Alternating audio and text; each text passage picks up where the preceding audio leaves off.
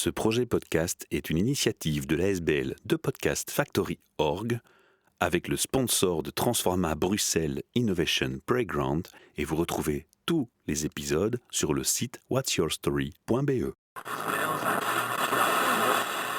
You're listening to the Podcast Factory. Bienvenue pour un nouvel épisode HR Meetup, votre podcast sur les passions au travail et les ressources humaines. Et je suis chez Digital Station, un endroit qu'on connaît bien chez HR Meetup parce qu'on en a déjà parlé avec Eric de Cosso que j'ai reçu à mon micro. Et j'ai en face de moi Norman. Norman, je vais te laisser te présenter en quelques mots. Et j'ai une question pour ça, figure-toi. On a un petit rituel chez HR Meetup. Tu l'as entendu puisque tu as écouté Eric se présenter. C'est de ton rêve d'adolescent à ce jour, que s'est-il passé? Et puis surtout, Norman, est-ce que tu es aligné avec ce rêve d'adolescent? Écoute, mon rêve d'adolescent, alors je vais être très franc, mon père était gendarme, et donc moi je voulais être gendarme. Avant mes 18 ans, donc à 17 ans et 9 mois, précisément, il était encore possible à mon époque de postuler pour la gendarmerie, et j'ai passé tous les tests. Et au dernier, donc le dernier c'est le test psychologique, ils sont revenus, alors les vicelards, sur un questionnaire de 452 questions auxquelles tu devais répondre en moins d'une heure, par oui ou par non. Ça me rappelle un autre podcast. Et moi, comme un imbécile, j'ai répondu à toutes les questions en une heure. Alors, dans les questions, j'avais du style « J'aime porter des bottes en cuir la semaine ». Et puis, 60 questions plus loin, c'était « Le week-end, je ne porte jamais de bottes en cuir ». Voilà, ce genre de truc. Pour voir un petit peu si tu confirmes ce que tu dis. Bon, alors évidemment, la première leçon, c'est qu'il ne fallait pas répondre à toutes les questions. C'est qu'il fallait répondre consciemment au maximum de questions que tu pouvais. Et en gros, au dernier examen, donc c'était toute une série de questionnaires comme ça et une interview avec une psychologue. Et une des questions était, donc imagine tu es gendarme et tu reviens de ta journée de travail, tu es toujours habillé en uniforme et il y a une situation critique parce qu'il y a un tireur armé, mais il est sourd et muet. Qu'est-ce que tu fais? Donc évidemment, quelques années plus tard maintenant, aujourd'hui, je me dis qu'en fait, la réponse à la question, c'était « Mais comment je sais qu'il est sourd et muet déjà ?» Tu vois? Parce que moi, je suis parti sur ce postulat très franc. Voilà. J'arrive et je sais qu'il est sourd et muet. Donc en fait, je me suis vautré à cet examen psychologique. Et la dame m'a téléphoné. Elle m'a dit « Je suis désolé, vos résultats sont excellents, mais sur le plan psychologique, il y a un certain manque de maturité. » Bah, tu m'étonnes, 17 ans... Et aujourd'hui, je pense que j'ai fait le bon choix de ne pas repostuler pour la gendarmerie. Mon père est retraité, il se porte bien, mais voilà. Je pense que je n'aurais pas fait une longue carrière chez eux. Parce qu'il y a, je pense justement, pour revenir à ta question de base sur c'était quoi ton rêve d'adolescent, il y a toujours cette part de j'ai envie de changer le monde et j'ai envie de faire quelque chose de bien. Et pour moi, ça passait par la gendarmerie. Avec l'exemple paternel était là, quoi. Oui, évidemment. En plus, c'est impressionnant. Donc, mon père ne ramenait jamais d'armes à la maison, donc ça, j'ai pas été exposé à ça. Mais ouais, t'avais l'uniforme, le képi. Puis mon père, il venait de l'ancienne école, il avait la moustache. Ah, Voilà. la fameuse moustache du policier. Voilà. Donc, il en a imposé et je me suis retrouvé, histoire cocasse aussi, hein, je me suis retrouvé à faire la circulation en ciré orange, pour ceux qui se rappellent. Donc, les gendarmes avaient Tout à fait. un long impair orange en cuir avec des bandes fluorescentes. Et je me suis retrouvé avec le képi de mon père et ce long impair sur le carrefour devant chez moi en train de faire la circulation.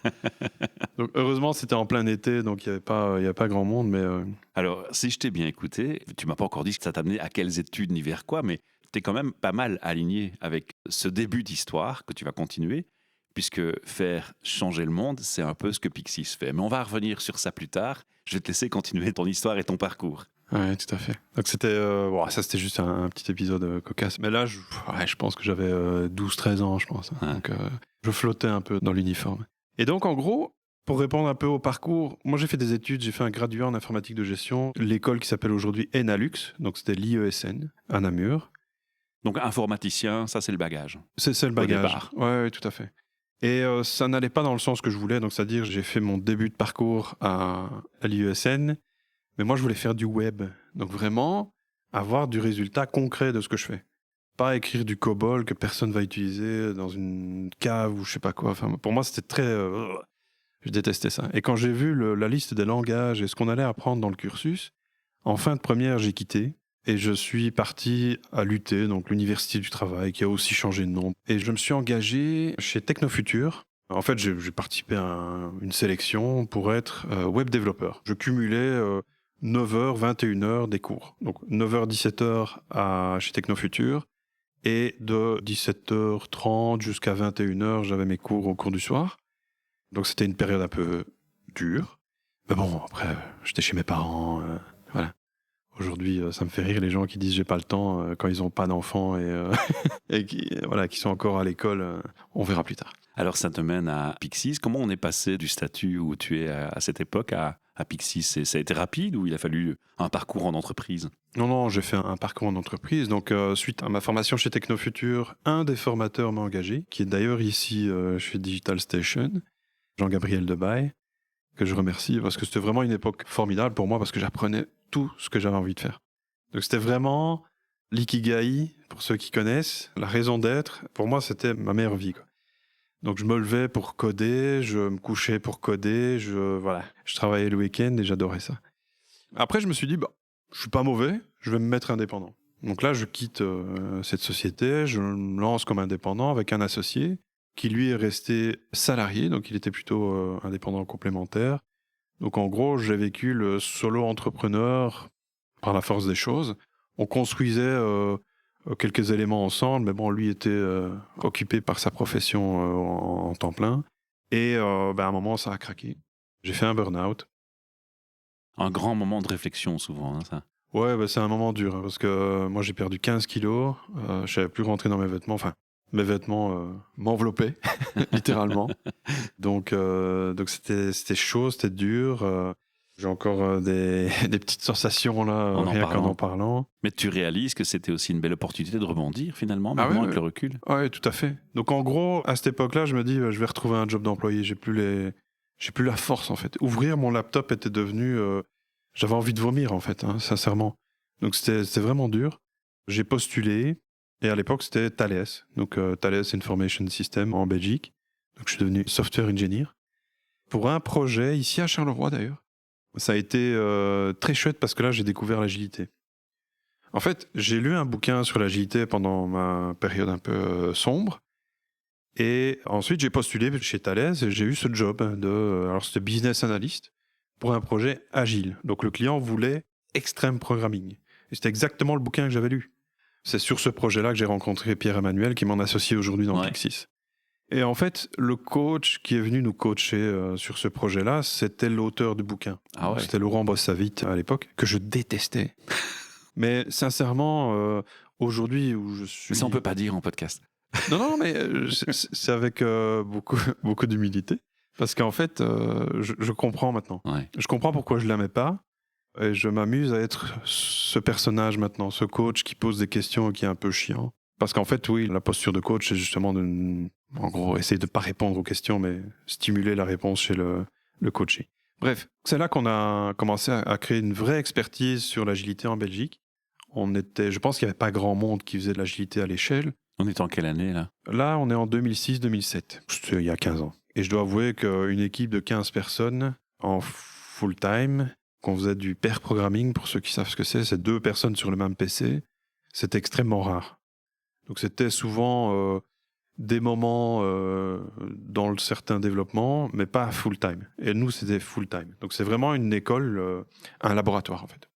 La motivation derrière ça, et je fais une petite parenthèse là-dessus, c'est que le client s'appropriait leurs produits. Donc on avait un binôme qui était une personne de chez le client, une personne de chez nous.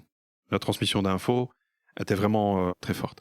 On commence à créer beaucoup d'infos, beaucoup d'expertise, et on se dit, on va partager ça. Parce que je lis beaucoup sur Internet. À l'époque, YouTube n'existait pas. Il y a déjà à ce moment-là un premier sentiment de se dire, voilà, là je commence à m'aligner avec mon passé, mon adolescence, hein, je vais changer un peu le monde déjà. Tu pressens déjà ces premiers prémices ou pas encore? Oui, parce qu'en fait, quand je disais l'agilité m'a un peu guéri, je trouve dans ce qu'on fait au quotidien des éléments qui auraient pu m'empêcher d'aller vers ce burn-out. Et voilà.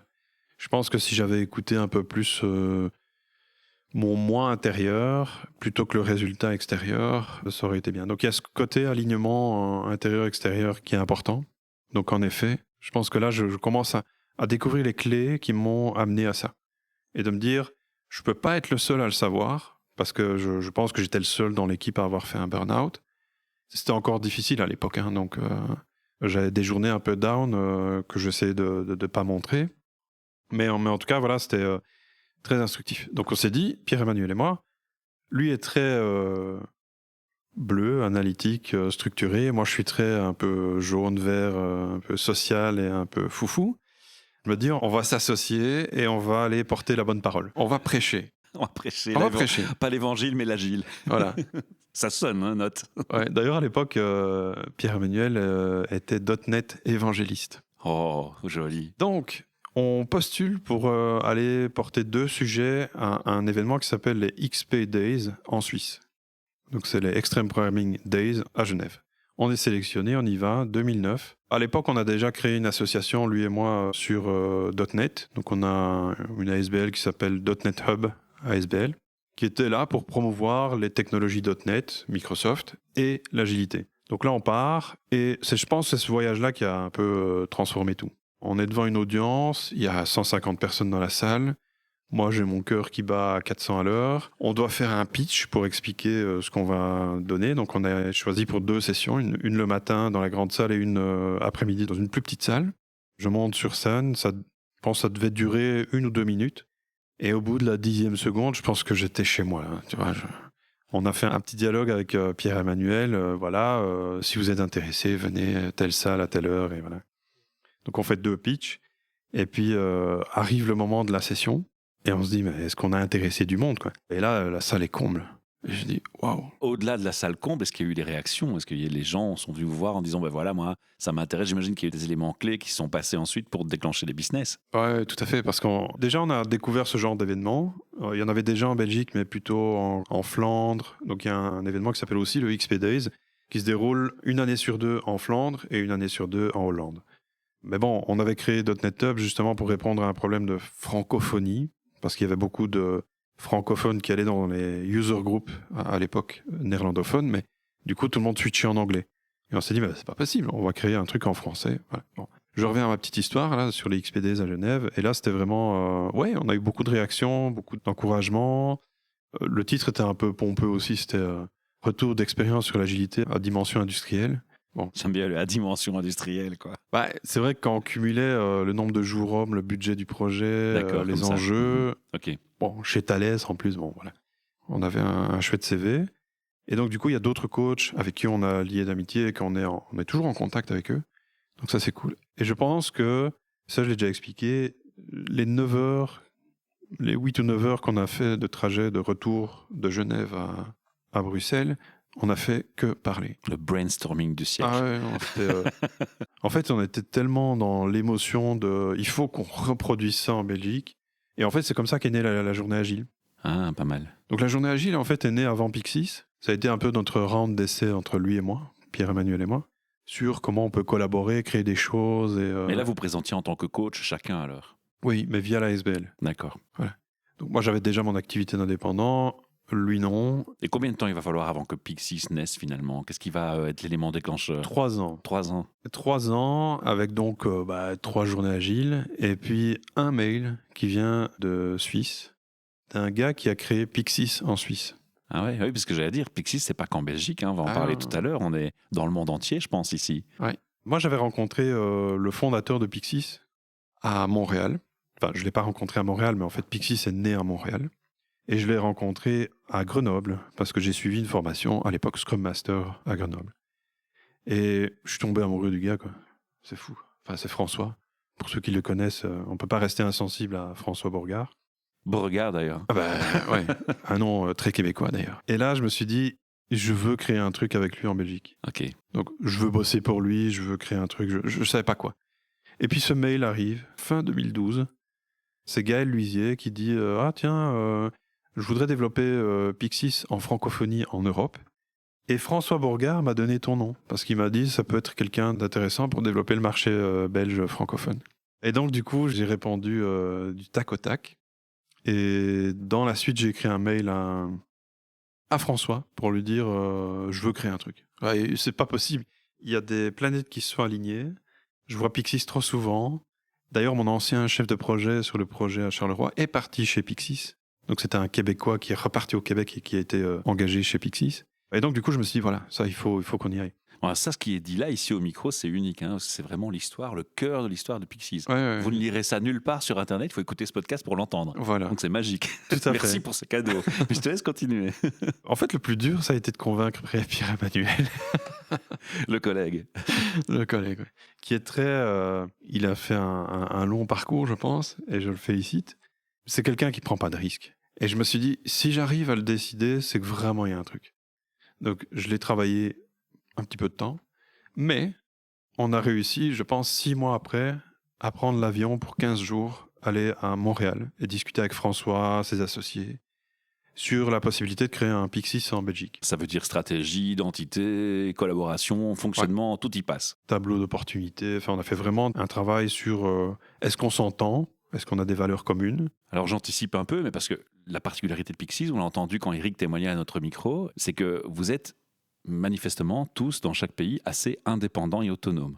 C'est une particularité première, on va déjà la mentionner. Oui, tout à fait. Et en fait, ça a été discuté quand on est allé en 2013. En fait, François nous a dit, on va démarrer, et je ne sais pas ce que ça va donner. Mais en tout cas, je sens qu'il y a un truc à démarrer. Probablement qu'on reviendra avec un modèle... parce qu'il faut bien s'imaginer, on a pris leur marque, on a pris leur marketing, leur identité. À la base, on partageait le même site web, ce qui n'est plus le cas aujourd'hui. Et donc, on a dit, bah, écoute, dans un premier temps, nous, ce qu'on veut faire pour contribuer, on va écrire des articles sur le blog.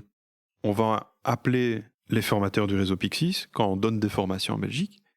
Et c'est ce qu'on continue à faire aujourd'hui. Donc, on est 9 ans après et on continue à essayer de collaborer comme ça. Comment on peut définir aujourd'hui le réseau Pixies ? C'est un réseau autogéré d'entreprises autonomes et autogérées.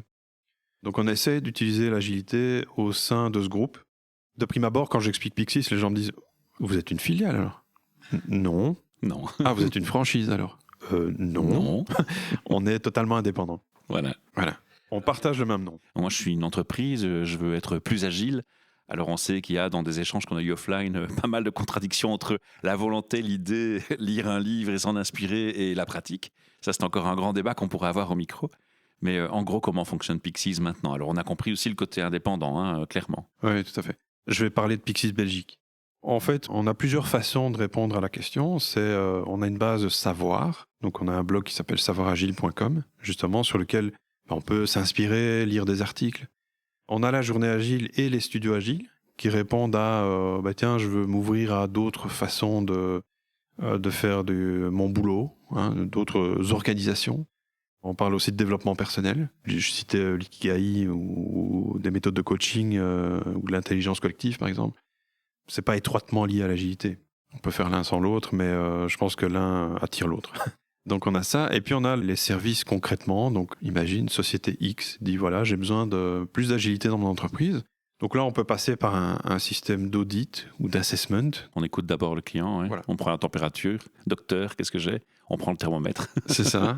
Mais on va essayer d'objectiver ça aussi. Souvent, l'agilité, ça sert à quelque chose. C'est comme un véhicule ou un chemin. C'est pas une destination, en fait. C'est ça que je veux dire. Pour moi, l'agilité, c'est aussi un mindset. Donc, c'est-à-dire, c'est une façon de gérer mon quotidien, mes produits, mon entreprise. Et là, on touche à tout. On touche aux valeurs de l'entreprise, à la culture de l'entreprise, aux silos ou pas existants dans l'entreprise. Et là, on touche déjà des points de discussion. Oui, bien sûr. Donc, ça ouvre plein de potentiel. Le tout, c'est évidemment de ne pas faire tout. Mais est-ce que c'est pas ça qui rend la démarche difficile, justement ? Mais si, parce qu'en fait, ce qui n'est pas palpable, en fait, je parle vraiment de mon côté entrepreneur. Si une société qui vend du développement, c'est concret. Voilà. On vous offre les services d'un développeur ou d'une équipe de développement. En entrée, elle a les besoins fonctionnels, les besoins du marché. En sortie, elle sort un software. Nous, en fait, on est là pour fluidifier entre l'entrée et la sortie. Qu'est-ce qui se passe et comment ça se fait ? Quelle mentalité ? C'est ça le plus important, au final. On est l'huile dans les rouages. Qui garantissent leur pérennité, peut-être aussi. C'est justement. Ça. Ouais. On va agir, par exemple, pour les managers, c'est les aider à prendre du recul, du temps, les aider à déléguer. Ils doivent te regarder avec des grands yeux en disant du temps ou ça ? Oui, mais en fait, c'est toujours les mêmes questions que je pose. C'est un manager, est-ce qu'il peut me prendre un rendez-vous d'1 heure dans les heures de bureau, sans compter l'heure de midi, dans la semaine qui arrive ? Du tac au tac, est-ce que vous pourriez me donner 1 heure de votre temps ? Si la réponse est non, c'est que déjà votre agenda explose. On peut peut-être travailler là-dessus.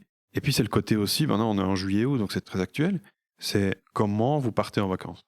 Est-ce que vous partez avec votre laptop sous le bras ou est-ce que vous décrochez totalement? Donc, nous, on va vous aider à décrocher totalement. Bah oui, parce qu'il faut déléguer, il faut faire confiance. La confiance, un élément clé. Tout à fait. On va vraiment essayer d'agir là-dessus, mais c'est pas toujours évident parce que je fais référence à d'autres podcasts ou d'autres articles. C'est toujours l'agilité, c'est pour les autres. Mais là, on parle même pas de l'agilité en tant que telle. C'est un ingrédient de l'agilité. Tu vois, c'est l'empowerment. C'est comment je peux rendre plus efficace mon équipe. C'est en leur donnant de l'autonomie, par exemple. Après, si vous me dites, ouais, mais moi, j'ai pas confiance dans mon équipe. Ouais, mais c'est vous qui l'avez recruté, hein. On peut faire des erreurs de casting. J'y pense à chaque fois, pour l'anecdote, à chaque fois que j'appelle un centre d'appel avec un service support et qu'on me dit « Les appels peuvent être monitorés pour améliorer la qualité. » Je dis « Mais gars, t'engages quoi, des clettes alors ?» Parce que clairement, c'est la question, l'image que ça me donne moi en tant que client, c'est on n'a pas confiance aux gens qu'on a recrutés, c'est des tocards, potentiellement. Est-ce que tu veux bien nous dire si on a raison ou tort? Non, je participe pas à ça. Parenthèse étant fermée, un peu méchante, j'avoue, la parenthèse, mais bon, j'aimerais secouer une fois le cocotier et dire tiens, les gens, réfléchissez. Alors, la particularité aussi de Pixis et de votre approche, c'est que dans tous ces questionnements et toutes ces réflexions que vous voulez apporter aux managers et aux équipes, c'est que vous incluez du jeu. Est-ce que c'est systématique ou pas? Je me pose plus la question, en fait. Donc, oui. C'est dans l'ADN de la boîte. C'est ça. C'est ce qui nous a charmés d'ailleurs chez nous, chez Charmeetup, et on va en parler. C'est un peu au départ le but de ce podcast. On va proposer un événement en septembre et on voulait en parler et faire un podcast sur le sujet. Faire un podcast avec quelqu'un qu'on ne présente pas, une entreprise qu'on ne rappelle pas qui elle est, c'est un peu inutile. Donc on a commencé sur ça. Et puis l'événement, quand on communiquera vers notre public, on leur mentionnera les détails, mais au moins ils sauront, grâce à ce podcast, quelle est l'histoire derrière et pourquoi il serait peut-être intéressant de venir, non pas à un des milliers d'événements qui se trouvent sur Google quand on cherche agilité, mais à celui-ci en particulier qui sera une collaboration entre HR Meetup. Donc, ce n'est pas HR Meetup qui organise, ce n'est pas Pixis qui organise, c'est nous organisons ensemble un événement où on a envie, chez HR Meetup, et vous avez envie de voir et de rencontrer notre communauté aussi, d'amener votre façon de faire, votre approche différente. C'est un peu comme je dis aux gens, tout le monde vient à mon micro en tant que coach. Il y a des millions de coachs sur Internet. Oui, mais c'est pas grave. C'est d'abord, si on a des millions, c'est qu'il y a de la demande. Donc, ça veut dire que c'est une valeur sûre. Et ensuite, chaque coach a son public. Parce que ce qui compte, c'est l'affinité, c'est la façon de... Je crois à ton discours, à ce que tu me donnes. J'y vois une affinité, une synergie possible. C'est pour ça que je te choisis. Et chez HR Meetup, en ce qui me concerne, c'est ce qui se passe avec vous. Donc, moi, j'ai entendu Eric, puis j'ai entendu Zélia, puis je t'ai connu, on s'est côtoyé dans 2-3 événements ou 2-3 situations. J'ai envie de me retrouver à tes côtés pour en savoir plus. Et je me dis, j'ai envie de partager ça avec les gens qui nous écoutent. Voilà, ça c'est la petite anecdote de ce podcast. Merci. Alors je vais te laisser un peu nous dire, voilà, le jeu, ce qu'il en est, et ça va nous mener à l'événement, forcément. Ouais. Donc l'idée, c'est rebondir sur ce que je disais justement avant, c'est la délégation. Donc ça, c'est l'élément clé du meet-up qu'on va organiser. Avec un jeu, on a vendu la mèche. Avec un jeu, oui, mais c'est un jeu qui peut être un peu déstabilisant. Donc c'est un jeu simple, hein, donc pas de panique, on va pas expliquer pendant 3 heures les règles du jeu, ça va super vite. Mais par contre, c'est le jeu qui est parfois compliqué. Vous allez devoir un peu vous exposer parce que vous allez devoir faire des choix. Je ne vais pas aller trop loin dans le contenu et ce qu'est le jeu, mais donc c'est un jeu sur la délégation. Mais il faudra être honnête, transparent. Et pourquoi moi? Je pense qu'en rebobinant l'interview qu'on vient de faire, j'ai presque été gendarme. J'ai été employé plusieurs fois. Indépendant, donc tu comprends la réalité des indépendants, des entrepreneurs. Indépendant freelance, je veux dire. On se comprend. J'ai vécu un moment difficile qui pour moi trouve un des ingrédients dans ça. Je pense qu'à un certain moment, si j'avais eu l'occasion, ou si je m'étais dit, tiens, si je demandais de l'aide, parce que déléguer, c'est aussi demander de l'aide, ça aurait pu me sauver. Mais je regrette pas d'être passé par là, hein, parce que si j'avais eu l'ingrédient avant, je serais pas là. Donc c'est ce qui fait mon histoire. Et aussi en tant que chef d'entreprise. Donc aujourd'hui, Pixis a eu des hauts et des bas. Mais voilà, donc on est toujours debout, on est résilient, on est bien entouré. Donc voilà, je pense que j'ai vécu assez de vie que pour donner un peu de perspective et de dimension à cet exercice. Alors on invite les auditeurs à s'informer. Et on mentionnera la date, on la communiquera sur les réseaux sociaux, on parle du 22 septembre. Et donc ce sera une soirée qui se déroulera chez Transforma Bruxelles à Evere. Ça commencera vers 18h30 avec un petit verre d'accueil et quelques échanges de networking bien sympas avant de passer dans une salle où il n'y aura pas un présentateur mode classique avec ses PowerPoint. Non, On est dans un autre élément, on est dans le fun, hein, puisque le cœur même d'HR Meetup dans son histoire, c'était on se jetait des olala quand on avait des bonnes idées, tu vois, un peu. C'est ça, oui. C'était aussi un peu du jeu et dans le mode décontracté plaisir. Donc on va garder cette culture et cette mentalité qu'on avait nous de notre côté, qui se marie très bien avec la vôtre. Et donc ensuite, il y aura à nouveau encore un petit moment de débriefing et de networking. On va pas trop en dire, on communiquera ce jour-là principalement. On espère avoir donné en tout cas aux auditeurs l'envie de venir nous rejoindre, mais on a un rituel de clôture de podcast aussi. Et je pense qu'il va participer peut-être à donner à nos auditeurs l'envie de te rencontrer. C'est 3 questions purement RH. Toi qui côtoies les entreprises et qui les stimules sur l'agilité, avec cette casquette agile, comment est-ce que tu définirais un HR ? Je me référerais à un bouquin dont j'ai oublié le nom et l'auteur, mais c'est un Indien qui a écrit « Employees First », je pense, c'est ça. En gros, je dirais, pour moi, une personne qui appartient au RH, je veux le dire comme ça, c'est quelqu'un qui est au service. Le mot service est important. Voilà, parce que trop souvent, en fait, plus l'entreprise grandit, et plus j'ai l'impression que c'est des régisseurs. Tu vois, c'est des gens qui dirigent un peu les ressources humaines, donc les gens qui travaillent dans l'entreprise. Et pour moi, en fait, on doit revenir aux bases de l'entreprise, c'est pourquoi cette entreprise existe. Et moi, en tant qu'RH, comment je peux faciliter la vie des gens qui y travaillent. Voilà, pour moi, ce serait une définition. Alors la deuxième question, ton effet waouh. C'est un endroit où des gens que tu rencontres, ou une situation qui se passe, tu t'y attends pas, c'est professionnel ou non. Et puis tout d'un coup, il y a cette petite voix dans la tête qui fait « Waouh, génial, quoi !» Juste inspirant. Alors, soit tu as connu ce genre d'événement ou de situation et tu peux m'en parler et me dire pourquoi ça t'a fait cet effet « Waouh !» Soit tu n'as jamais connu ça et tu te dis « Tiens, qu'est-ce qui demain pourrait faire un effet « Waouh !» quand je vais dans une entreprise ?» Un effet waouh. Alors, moi, j'aime bien le côté lieu, mais ça ne fait pas tout.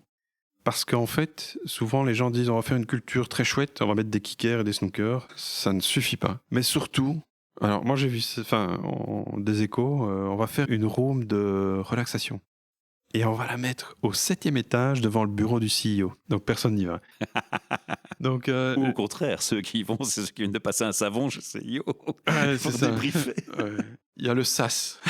Il est juste en face. C'est assez comique, ça, on m'a jamais fait. Ouais. Le lieu, pour moi, est un ingrédient, mais probablement pas le plus important. Parce qu'en fait, aujourd'hui, justement, une des problématiques, c'est qu'il n'y a plus de lieu. C'est que je peux bosser de chez moi et je crée quand même un lieu virtuel. Moi, en tout cas, hein, c'est l'effet waouh, c'est la liberté qu'on peut me donner. Donc moi, je suis souvent externe. C'est la zone de liberté qu'on peut me donner dans l'entreprise. Si on me donne d'abord les règles de SAP, l'outil RH, du comment commander son laptop et tout ça, ça va pas me stimuler. Par contre, si tu me donnes totale liberté et que tu me fais travailler dans une cave, ça pourrait être intéressant. J'ai créé une communauté à Charleroi qui s'appelait la communauté du Fab Lab. Et j'avais un atelier avec 2 fenêtres. 2 fenêtres qui donnaient sur un couloir intérieur. Donc moi, la poussière et le côté atelier, ça me dérange pas du tout. Parce que je pouvais faire ce que je voulais, en fait. Ouais, c'était le mot-clé, la liberté, quoi. C'est ça. Moi, c'est un de mes motivateurs. Peut-être un autre sujet dont on parlera au HR Meetup. Alors la dernière question, c'est à tous les DRH de Belgique qui t'entendent dans le monde entier même. Cher ami DRH, que leur dirais-tu ? Soyez à l'écoute. Soyez à l'écoute des employés. Ils ont toujours raison. J'aime bien cette clôture, elle me plaît beaucoup. Merci Norman. Alors on va rappeler rapidement, avant de fermer complètement ce podcast, l'URL du site de Pyxis Belgique. Pyxisbelgique.be, avec un petit tiret entre Pyxis et Belgique. Pour la journée agile, c'est aussi simple, c'est journéeagile.be. Et si vous aussi, auditeur, vous avez envie de participer à un échange avec moi à mon micro, c'est très simple, vous vous rendez sur le site de podcastfactory.org, vous remplissez le formulaire de contact et j'aurai l'honneur et la joie de vous rencontrer où vous voulez ou de vous recevoir à Ever. Chez Transforma Bruxelles, il y a une salle de mindfulness chez Transforma Bruxelles. Mais elle est sympa, elle n'est pas devant le bureau du CIO. À bientôt. Merci. Au revoir. Au revoir. You're listening to the Podcast Factory. Ce projet podcast est une initiative de l'ASBL de Podcast Factory.org avec le sponsor de Transforma Bruxelles Innovation Playground et vous retrouvez tous les épisodes sur le site whatsyourstory.be.